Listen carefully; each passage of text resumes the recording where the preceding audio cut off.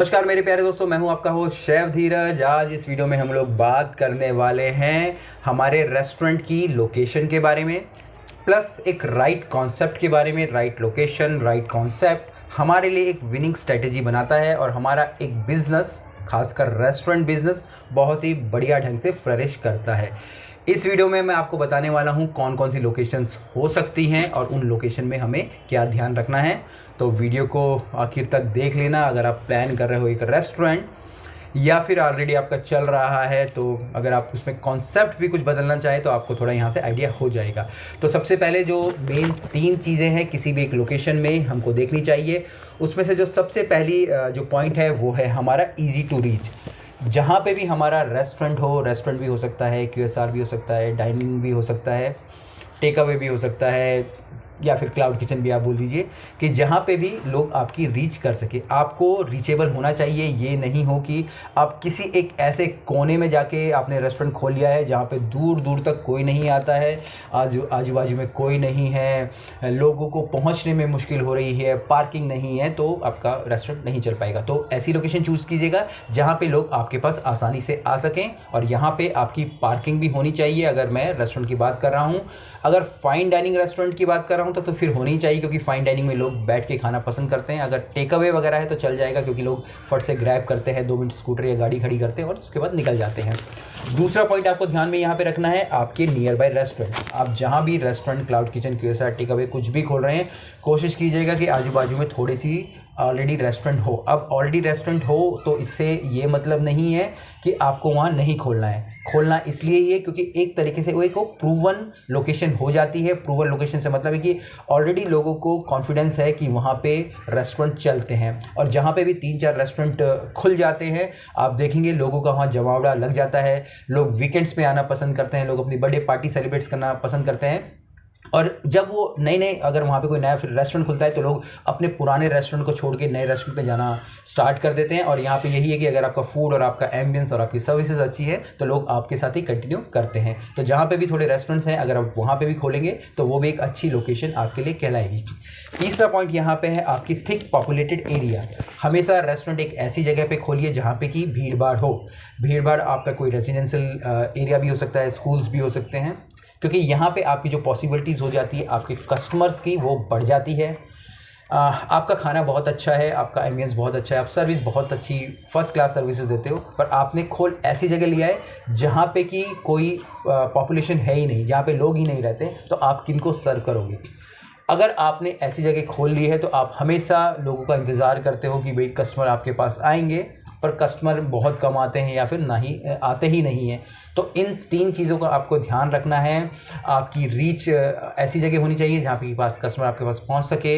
दूसरा, आपके जो नियर बाय रेस्टोरेंट्स होने चाहिए वो बेस्ट है। तीसरा, आप किसी भी ऐसे एक एरिया में होने चाहिए जहाँ पे ऑलरेडी पॉपुलेशन है। अगर पॉपुलेशन नहीं होगा तो आपको जो कस्टमर है मिलने काफ़ी मुश्किल हो जाएंगे। इसके बाद जो लोकेशंस है वो कौन कौन सी हो सकती हैं जहाँ पे आपको रेस्टोरेंट खोलना है, मैं आपको वो बताता हूँ। सबसे पहली हो सकते हैं यहाँ पे ऑफिसेज। जी हाँ, आप अपने ऑफिसेज के पास अपना रेस्टोरेंट खोल सकते हैं। अब रेस्टोरेंट अगर आप खोल रहे हैं तो यहाँ पे आप किस तरीके की चीज़ें दे सकते हैं? आपकी टिफ़िन सर्विस हो सकती है, QSR हो सकता है, आपका छोटा सा आप बोल सकते हैं टेक अवे हो सकता है। अब यहाँ पे अगर मैं बात करूँ ऑफिसेज़ की, यहाँ पे हमारे 2 कैटेगरीज आ जाती है। एक तो हमारे होते हैं कॉर्पोरेट ऑफिस, जहाँ पे थोड़ा स्टैंडर्ड थोड़ा हाई होता है, क्योंकि यहाँ पे जो पेइंग कैपेसिटी होती है हमारे क्लाइंट्स की, हमारे गेस्ट की, थोड़ी ज़्यादा होती है। तो यहाँ पे अगर आप थोड़ी सी एक्सपेंसिव चीज़ें भी रख रहे हैं, हेल्थ से रिलेटेड चीज़ें रख रहे हैं, तो आपका जो कॉन्सेप्ट है चल जाएगा, क्योंकि यहाँ लोकेशन और कॉन्सेप्ट दोनों मैच कर रहे हैं। दूसरा, अगर आप ऑफिसेस के साथ ही खोल रहे हैं, पर ऐसे ऑफिसेस जहाँ पे लेबर क्लास लोग काम करते हैं, जिनको सिर्फ अपना पेट ही भरना है, दाल चावल उनको चाहिए, इनको ब्रेकफास्ट के लिए कुछ चाहिए, तो वहाँ भी आप खोल सकते हैं। पर वहाँ पे आपको एक फाइन डाइनिंग नहीं खोलना है। अगर आप फाइन डाइनिंग खोलेंगे तो वहाँ नहीं चल पाएगा। यहाँ पे सिंपल आप अपने थाली वाला सिस्टम, मंथली सब्सक्रिप्शन वगैरह रख सकते हैं, जो कि बेस्ट है आपकी लोकेशन के लिए, आपकी ऑफिस की लोकेशन के लिए।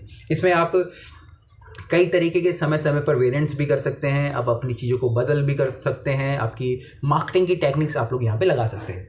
दूसरा यहाँ पे है हमारे रेजिडेंशियल एरिया। रेजिडेंशियल एरिया में यही होता है कि आपकी जो आजू बाजू की जो बिल्डिंग्स होती हैं वहाँ पे काफ़ी सारी फैमिलीज रहती है। तो यहाँ पे आप अपने रेस्टोरेंट में होम डिलीवरी कर सकते हैं। आप यहाँ पे एक बार भी ओपन कर सकते हैं, क्योंकि जो कि वीकेंड में बहुत ही ज़्यादा चलेगा। इसके अलावा अगर आपने यहाँ टेक अवे भी रखा है तो वो भी चलेगा, क्योंकि आप टेक अवे से अपनी डिलीवरी भी दे सकते हो। आप अपना यहाँ पे क्लाउड किचन भी खोल सकते हो, या फिर यहाँ पे अगर आप एक फाइन डाइनिंग रेस्टोरेंट भी करेंगे, क्योंकि फैमिलीज वगैरह हैं तो वो यहाँ पे आना प्रेफर करेंगी। तो अगर आप रेजिडेंशियल एरिया में खोलना चाहें तो आप अपना एक प्रॉपर फाइन डाइनिंग रेस्टोरेंट खोल सकते हैं। ये सारे ऑप्शंस हैं जो कि आप लोग कर सकते हैं। इसके बाद जो तीसरी लोकेशन होती है वो ये होती है हमारे स्कूल और कॉलेजेस की। अब स्कूल और कॉलेजेस में अगर आप एक प्रॉपर रेस्टोरेंट खोलेंगे, फाइन डाइनिंग खोलेंगे तो नहीं चलेगा, पर अगर आप एक टेक अवे या QSR खोलेंगे तो वो तब भी चलेगा। अब यहाँ पे आपको यही ध्यान रखना है कि जो आपकी जो प्राइसिंग होगी, आपके जो मेन्यू की प्राइसिंग होगी, आपको थोड़ा कम रखनी है, क्योंकि यहाँ पे जो बच्चों की पेइंग कैपेसिटी उतनी ज़्यादा नहीं होती है। स्कूल्स में तो बिल्कुल नहीं होती है, पर अगर कॉलेज है या आपके जो 8वीं 10वीं के बाद के बच्चे होते हैं जो कि जिनको कि थोड़ा सा ज़्यादा पॉकेट मनी मिलने लग जाता है अपने घर से, तो आप उनको टारगेट यहाँ पर कर सकते हैं। यहाँ पर आपका QSR और टेक अवे मैंने बोला बहुत ही बेस्ट चलने वाला है। यहाँ पर आप क्लाउड किचन ना ही खोले तो अच्छा है। इसके बाद जो नेक्स्ट है वो है हमारा हाईवे आप बोल सकते हैं, रोड के साइड का रेस्टोरेंट, ढाबा। यहाँ पे आप एक प्रॉपर डाइनिंग रेस्टोरेंट खोल सकते हैं। फाइन डाइनिंग नहीं बोलेंगे, क्योंकि फाइन डाइनिंग बोलेंगे तो फिर बहुत ज़्यादा चीज़ों का उसमें एक बहुत सारी चीज़ें उसमें लगने लग जाती हैं। पर आपको अगर आप हाईवे में कोई रेस्टोरेंट वगैरह खोल रहे हैं तो आपको ये ध्यान रखना है कि आप जो भी सिटी से आपका हाईवे स्टार्ट होता है या जिस भी सिटी पे ख़त्म होता है, आप बिल्कुल पास में ना खोलें, क्योंकि आप बिल्कुल पास में खोलेंगे तो आपका जो रेस्टोरेंट है वो नहीं चलेगा। क्योंकि जब भी अगर हम ट्रैवल करने जाते हैं, अगर मैं सिटी A से निकल रहा हूँ, सिटी B की तरफ जा रहा हूँ, तो सिटी A के शुरुआत में ही मैं नहीं रुकूंगा।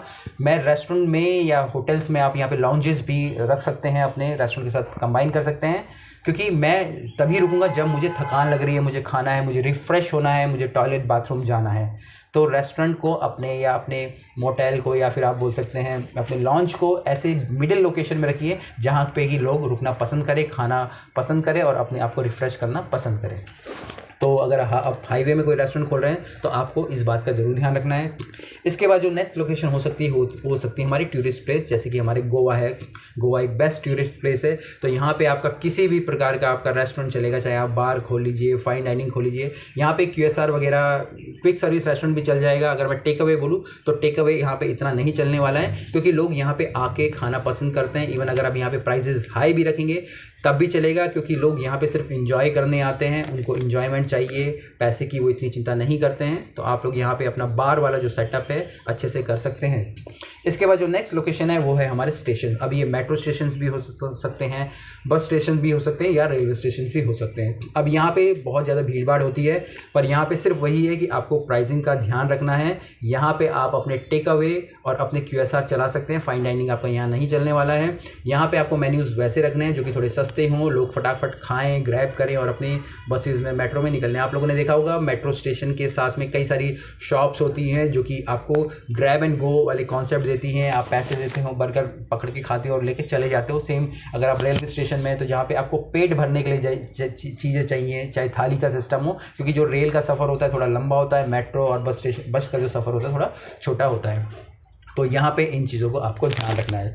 इसके बाद जो सबसे लास्ट मैं लोकेशन ले रहा हूँ वो है हमारी मेट्रो सिटीज़ के अंदर ऐसी लोकेशन जहाँ पे बहुत ज़्यादा भीड़ भाड़ होती है। आप लोगों ने देखा होगा, जैसे दिल्ली की बात करूँ मैं, कनॉट प्लेस हो गया। यहाँ पे रेंट बहुत ही ज़्यादा हाई होता है, और यहाँ पे अगर आप QSR चलाओगे तो उतना बेटर नहीं होगा, पर यहाँ पर अगर आप एक फाइन डाइनिंग रेस्टोरेंट चलाओगे तो वो ज़्यादा आपका बेटर रहेगा, क्योंकि लोग यहाँ पर वीकेंड्स में आना पसंद करते हैं, लोग बैठना पसंद करते हैं और अपनी फैमिली के साथ खाना इंजॉय करना पसंद करते हैं। तो यही सारी लोकेशन थी जिनसे कि आप अपने लिए एक परफेक्ट लोकेशन चुन सकते हैं, एक परफेक्ट कॉन्सेप्ट चुन सकते हैं और अपने लिए एक विनिंग स्ट्रेटजी रेडी कर सकते हैं। अगर आपने वीडियो अब तक देख लिया है तो आप चाहे तो जो मेरे प्रोग्राम्स हैं इनरोल कर सकते हैं। ये मेरी पर्सनल कोचिंग के प्रोग्राम्स होते हैं जिसमें कि मैं खुद पर्सनली सिखाता हूँ कि किस तरीके से आप ये सारी चीज़ें रेडी करें और अपने बिजनेस को एक प्रॉपर ढंग से चला पाएँ। मेरे व्हाट्सएप का नंबर नीचे दिया गया है, आप कॉन्टैक्ट कर सकते हैं। फिर मिलेंगे एक नए वीडियो में, तब तक के लिए जय हिंद।